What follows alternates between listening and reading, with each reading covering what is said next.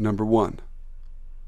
During Halloween when I was around 11 or 12, I went to a movie night at my aunt's apartment in Toronto. My grandmother lived in the same apartment building, just a floor above. We were doing a classic scary movie night and were enjoying ourselves, indulging in the candy I had brought for my trick-or-treating. Near 7 or 8 p.m., we all got hungry, and my aunt's long-term boyfriend and her brother offered to go pick up shawarma from a business 5 minutes away. We all agreed on it and they set out. Around 30 minutes later, they returned, and while we were eating, her boyfriend, let's call him Jay, told us about a man outside the apartment. Jay said that they had passed him while going out to get food, and when they got back, he had disappeared. They thought nothing of the man and just thought he was another person who lived there who had gotten locked out, as the building has a buzzer, and you need a card to enter if the buzzer doesn't work. As they chatted while going down the hall, they saw the man, leaning against the door to the stairs, which was right outside the apartment door. Now, this wouldn't be such a big deal if the hallways weren't designed so weirdly. The hallways were regular looking, a door every 2 meters on either side. The hallways sort of curved inwards the further down you went, and at the end of the hallway, a lone door to an apartment stood isolated from the view of other doors, with the stairwell door on the side. And guess what? My aunt's house is one of those lone apartments. Anyways, back to the story. The man had been leaning against the stairwell door, sitting and looking passed out. Jay thought it was weird, as he might be a homeless man trying to get out of the streets for the night. There was a beer bottle and ripped up pieces of paper all around him, and he was dressed in jeans, sneakers, and a beige leather jacket. He was white and he had short brown hair, a real forgettable face, if you will. We all thought it was a bit weird, and me, being a horribly paranoid person, couldn't shake the tingle I got, as I knew that if we did try to leave, he could do anything and not be seen. This was also while we were watching The Hills Have Eyes, so that made me even more on edge. We continued on watching the movies, and Jay decided to check through the peephole to see if the guy was still there. And oh, he was all right. Now he was lying on the ground sprawled out, just staring up at the ceiling, eyes wide. Jay opened the door just to check, and when he closed it again, he said that the man was lightly groaning. He didn't budge, he didn't blink, just staring. Now I was full out creeped, and started spewing questions about what we were going to do. My aunt decides to call my grandmother to ask if she can go downstairs and tell the superintendent. While we waited, we took checks every 10 minutes to see if he was moving. When we got a call from my grandma saying that the superintendent wasn't answering, we all decided it to be best to call 911, since the man wasn't moving. I remember asking Jay if he was dead, if there was a dead guy on our doorstep. He didn't know. While we waited, my grandmother called and said she'd been seeing him when she walked in from work at 6 p.m. after she got off her job at the laundromat. When the police got here, they shook the man, and he shot up and started blaring for them to get their hands off him, as he was at home and they didn't have a warrant. He then started banging on our door, screaming for us to open it, as it was apparently his house. The policemen escorted him out in handcuffs, and we never heard from him again. It was found out that the man was the old occupant of the apartment, and he'd been kicked out for not paying rent, being rowdy and filling the air ducts with smoke. Nothing scares me more than the sight of his open eyes, staring at the ceiling. Weird-ass man, let's never meet. Number 2. So I was about 7 or 8 when this happened. I lived with my dad in a 3-bedroom house, and we made the spare bedroom into a little office. So one day my dad was in the office, and I was in the living room watching TV. Dinner time comes around, and me and my dad are in the kitchen. We heard someone knock at the door. My dad goes to the door and looks, and there's no one out there. He closes the door, and someone knocks again, and my dad looked out the peephole, and no one was there. He walks away, and someone knocks again, and we just ignore it. For the next half hour, that's all we heard at the door. My dad finally gave up, and as he walked to the door, all the power in the house went off. I started to freak out a little, and my dad told me to go upstairs and get his gun. So I'm walking up the stairs as fast as I could, and I get to the top of the steps, and there's a dark shadow figure standing in my dad's doorway to his bedroom. I screamed as loud as possible, and my dad ran up the steps, and the man was gone. I was frozen in fear. Thank God our neighbor was home and heard me scream. He called the cops, and I told the cops what happened. And they caught the guy about 3 miles down the road. The cops said there were 7 of them, all of which were hiding on the roof, and that the man I saw snuck in through our office window somehow. So creepy man that was in my house scared the living shit out of me. Thanks for the 4 years of therapy. And please, let's never meet again. Number 3. When I was just a 15-year-old girl, I was pretty enthused on learning new stuff like music or art. However, I never really got my mind to stay on one thing for too long.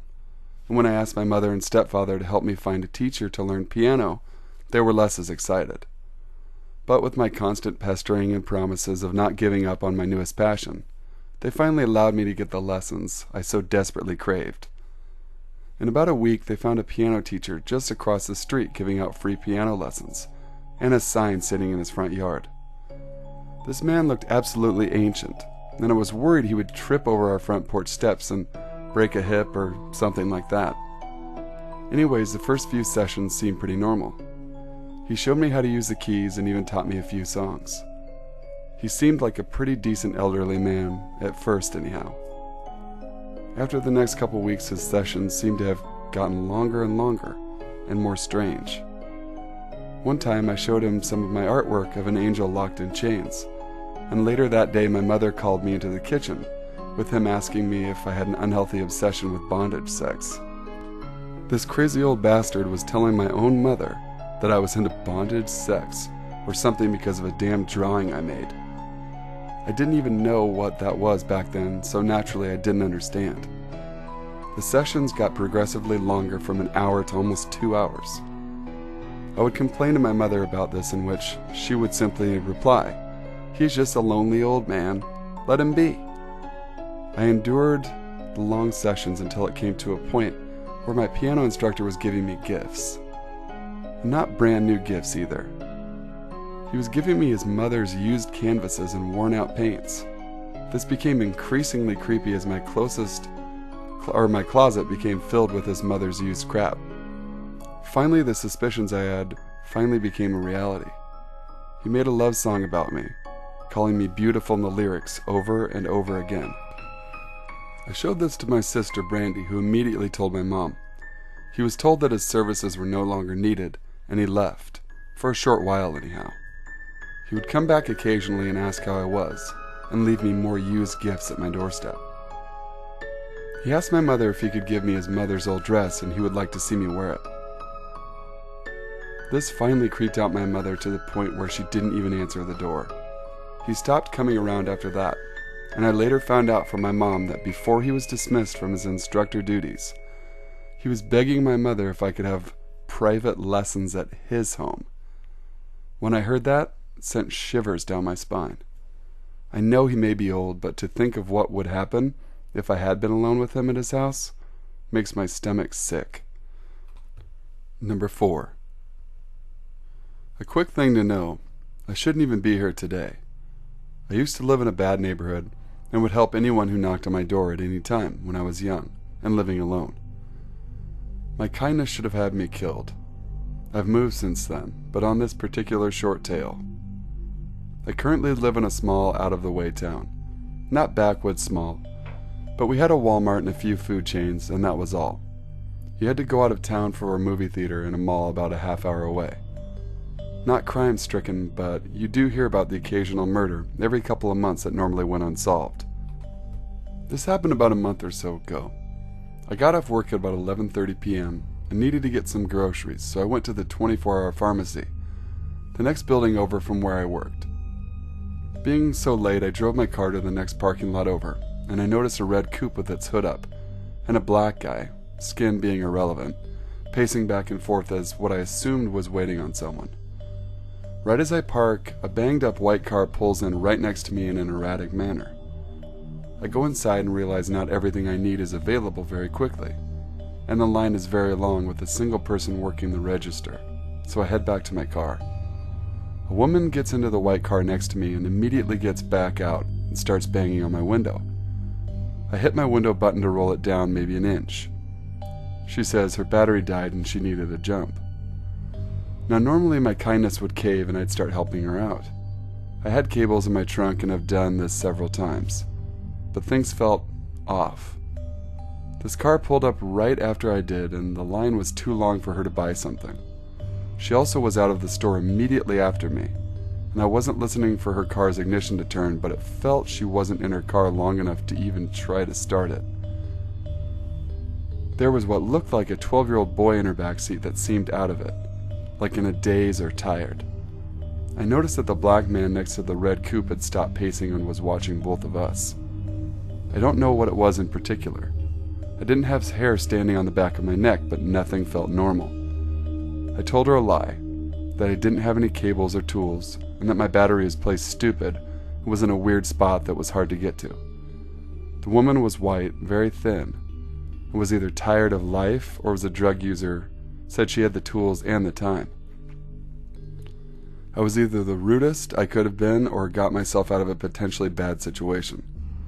I looked at her straight in the face and said, "I don't," and rolled up my window and reversed out to leave nothing but her looking back.